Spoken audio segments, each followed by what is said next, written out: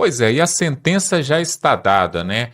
Por 3 votos a 1, a primeira turma do Supremo Tribunal Federal formou a sua maioria para condenar Jair Bolsonaro por suposto golpe de Estado. Olha só, pessoal, o julgamento ainda está em andamento, porém, com 3 votos a 1, já formaram a maioria. E agora nós vamos ver aqui essa questão e uma outra questão muito importante que o próprio Fux citou, e o Fux pode fazer uma reviravolta nesse cenário aqui. Essa questão pode mudar tudo. O ex-presidente teria supostamente, de acordo com a matéria, sido cabeça do que a maioria dos ministros entendeu como uma tentativa de ruptura institucional. É a matéria aqui da revista Oeste, está descrevendo aquilo que os juízes, chegaram à conclusão, e na tarde dessa quinta-feira, no dia 11, o Supremo Tribunal formou a maioria para condenar o ex-presidente Jair Bolsonaro. Uma lástima, uma verdadeira lástima. E o Fux, ele deixou bem claro que esse processo não era para estar sendo julgado ali na primeira turma e principalmente do STF, porque o Bolsonaro não tem foro privilegiado. Porém, nós vamos entender aqui por que tudo isso aconteceu. A maioria votou pela condenação e formou, graças ao voto da ministra Carmen Lúcia, que foi a última a votar até agora, ela teve o mesmo entendimento do relator, o Alexandre de Moraes, e do Flávio Dino, no julgamento da primeira turma. E aí, teve um voto ainda divergente do Fux, porém, nós sabemos que como são 5 ministros, já formando aí 3-1, não tem como desempatar isso aí, não tem como virar esse jogo, E aí a matéria vai falar mais aqui. Olha só, a maioria dos ministros entendeu que o ex-presidente Jair Bolsonaro, nós estamos falando de uma pena, pessoal, de 43 anos de prisão e que pode começar a ser cumprida a qualquer momento. Muitos estão falando que essa pena de Jair Bolsonaro, que inclusive o último voto aqui foi da Carmen Lúcia, que eles poderiam prender Bolsonaro no próximo sábado. E que dia que é o sábado? Dia 13. 13 é o número do PT. Olha que coincidência, que se talvez não é uma coincidência proposital, Aí teria aqui ainda uma outra parte da matéria que fala o seguinte: o Bolsonaro ainda pode recorrer da decisão. No meio político, a condenação é vista como um marco para o futuro da direita do Brasil. Amando de Moraes, o ex-presidente, cumpre já uma prisão domiciliar desde o dia 4 de agosto. Parece que foi outro dia, Parece que foi agora mesmo. Mas, pois é, pessoal, já vai fazer um mês que o Bolsonaro está ali na sua residência sem poder sair, sem poder se comunicar com qualquer pessoa. Ele tem um grupo de pessoas que está autorizado a ele se comunicar. E aí, pessoal, dentro desse julgamento, os 3 ministros que foram indicados, por Lula, Dilma e o Alexandre de Moraes foi indicado pelo Michel Temer, eles concordaram, e o Zanin deve entrar também na mesma pegada, que o Bolsonaro e os outros 7 condenados, eles participaram de uma trama golpista, que aí envolve, como o Fux falou, envolve a questão do 8 de janeiro, que é aquela baderna que nós já conhecemos, envolve a trama golpista, com a minuta do golpe, com o punhal verde e amarelo, com aqueles recadinhos ali que foram mandados um para o outro, e ainda culminando ali com o Jair Bolsonaro subindo no carro de som, fazendo live ali e falando contra as urnas eletrônicas, e ainda subindo no carro de som do Silas Malafaia e ainda se reunindo com embaixadores. Por causa disso tudo, que é um crime terrível, tremendo, que nós nunca vimos no planeta Terra, ele pode ser condenado a 43 anos. Na verdade, de acordo com isso aqui, que já chegamos à conclusão de que foi mesmo condenado. E aí nós temos, no meio desse processo, nós temos o Alexandre Ramagem, aquele que o Bolsonaro queria colocar na presidência ali, na diretoria da PF, e que o Moraes não deixou, E ele então é deputado pelo PL, pelo Rio de Janeiro, mas ele trabalhava na ABIN, na agência de inteligência. Então, por isso que ele foi colocado nesse processo, porque de acordo com o Moraes, a ABIN foi utilizada para monitorar o Moraes e outros mais que seriam até executados em praça pública. Pessoal, esse pessoal tem uma criatividade. O Almir Garnier, que é um almirante e ex-comandante da Marinha, eu não sei o que esse Almir está no meio desse processo, porque não tem nada escrito dele, ele apenas participou de 2 reuniões com Bolsonaro e os outros generais, mas não tem prova nenhuma contra ele. E ainda o Anderson Torres, né, esse sim, o ex-ministro da Justiça, secretário de Segurança Pública do Distrito Federal, aquele que quando ele foi sair do Brasil ali no aeroporto, ele tentou pegar o passaporte, jogar na lata de lixo, mas aí pegaram ele e não teve jeito. O Augusto Heleno, né, general de 4 estrelas, olha que absurdo, pessoal, um senhor de idade, né, general de 4 estrelas, iria dar o golpe no Brasil? Que golpe que é esse, pessoal? O golpe do batom, né, como muitos falam. Mauro Cid, que era o assessor ali, o secretário de Jair Bolsonaro, que deu 8 delações diferentes uma da outra, 8, e aí eles ainda consideram essa delação. É engraçado, né? Porque em qualquer processo judiciário comum que a gente vê por aí, quando se diverge a delação, a primeira, da segunda, a terceira, já anula tudo. Aqui nós temos o senhor Mauro Cid com 8 delações diferentes, e eles escolheram uma delas, né? Sortearam ali, fizeram um sorteio, deve ter sido. E o tenente-coronel, que é ex-ajudante do presidente da República, ele também está no meio aí desse barco, né? O Paulo César Nogueira, né, que é ex-ministro da Defesa, aquele também que ele era ministro e o Bolsonaro o demitiu, né, por divergências ali, e aí foi colocado no meio aqui do barco. E o Walter Braga Neto, que seria então o vice de Jair Bolsonaro para o segundo mandato de Bolsonaro. No primeiro mandato foi o Hamilton Mourão, e no segundo mandato, quem concorreu ali em 2022 foi o Walter Braga Neto, que também é general da reserva. E eu falei um nome aqui, não sei se vocês observaram, né? Hamilton Mourão, general Hamilton Mourão. Alguém sabe me dizer onde ele está? Porque aqui, pessoal, como que o Hamilton Mourão não participa aqui dessa situação? Como que ele não é um dos investigados? Tem esse primeiro núcleo aqui com esses 7, mais o Bolsonaro. Tem o segundo núcleo e o terceiro núcleo. Aí eu te pergunto, pessoal, por que o Hamilton Mourão não está em nenhum? Ele não participou de nada? Muito suspeito, né? E aí nós temos ainda, pessoal, essa denúncia que foi apresentada pela PGR, né? E colocou esses 8 réus ali nesse primeiro núcleo. Agora eles se tornam condenados pelo STF. Então, ou seja, já não tem mais como. Já teve o julgamento, né?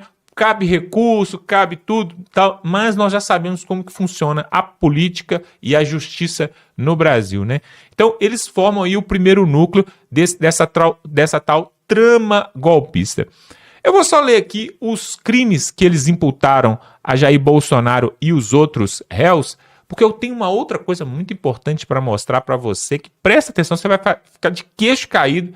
O Fux falou sobre isso, eu não acreditei, eu falei assim, eu tenho que comprovar. E eu fui buscar essa notícia e é muito interessante. Olha os crimes, só para você ter uma ideia. Formação de quadrilha. Imagina o general Heleno com 930 anos, formação de quadrilha, pessoal. Mauro Cid, não deve fazer mal nem para uma barata. Golpe de Estado, tentativa de abolição do Estado Democrático de Direito. Vai abolir todo o Estado Democrático de Direito, como a minuta do golpe. Dano qualificado aos bens, aos patrimônios, deteriorização dos patrimônios públicos. Ninguém ali quebrou nada. Quem quebrou foi aquele povo baderneiro lá do 8 de janeiro. Uma turma pequena, e que devem ser condenados e pagar pelos seus erros ali. Agora, tem uma outra matéria aqui que eu faço questão de mostrar. Olha só, o Fux citou essa matéria aqui, pessoal. Ele não deu a fonte, mas ele citou. Aliás, ele deu uma fonte internacional, mas aqui nós pegamos no portal 360, Poder 360. Você sabia que o Brasil é o 80º no ranking global de Estado de Direito? O que é isso? Confuso, né? Essa matéria aqui ninguém viu, não mostraram para ninguém. Pois é, tem um índice que avalia 142 países. Presta atenção, olha aonde que nós moramos, nós habitamos, o país que nós vivemos. Isso aqui você vai ficar de queixo caído. Tem um ranking que avalia 142 países em critérios como corrupção, direitos fundamentais e justiça, democracia. E sabe quem que lidera isso tudo, pessoal? Na liderança está a Dinamarca. É o país mais livre, que respeita mais a justiça, menos corrupto. E quem é o último? Só poderia ser a Venezuela.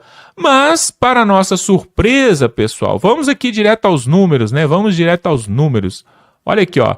Tem um ranking aqui. Vou mostrar aqui, ó. É de cair o queixo, pessoal. Olha o Brasil. Tá aqui, ó. Ranking. Brasil é o 80º no ranking de Estado de Direito. Olha só, a Venezuela vem em último aqui, ó. Deixa eu subir um pouquinho aqui. A Venezuela vem em último e o Brasil em 80º. A Dinamarca em primeiro, Noruega, Finlândia, Suécia. Não é Estados Unidos, não é Inglaterra, não. São esses países pequenos aqui. Mas lá embaixo nós temos Brasil, Colômbia, Paraguai, México, Bolívia e a última aqui é a Venezuela. E tem um outro ranking aqui que também é muito interessante. Preste atenção, olha só. Olha isso aqui. Presta atenção, o judiciário brasileiro é o mais parcial do mundo. Aí fizeram aqui essa pesquisa. Quem está em primeiro como o judiciário mais parcial? O que é parcial? O que você entende por parcial, né? Coloca aqui nos comentários. O país empata apenas com Venezuela neste ranking. Olha aqui, em primeiríssimo lugar. Finalmente nós ganhamos alguma coisa. Em primeiríssimo lugar como o judiciário mais duvidoso.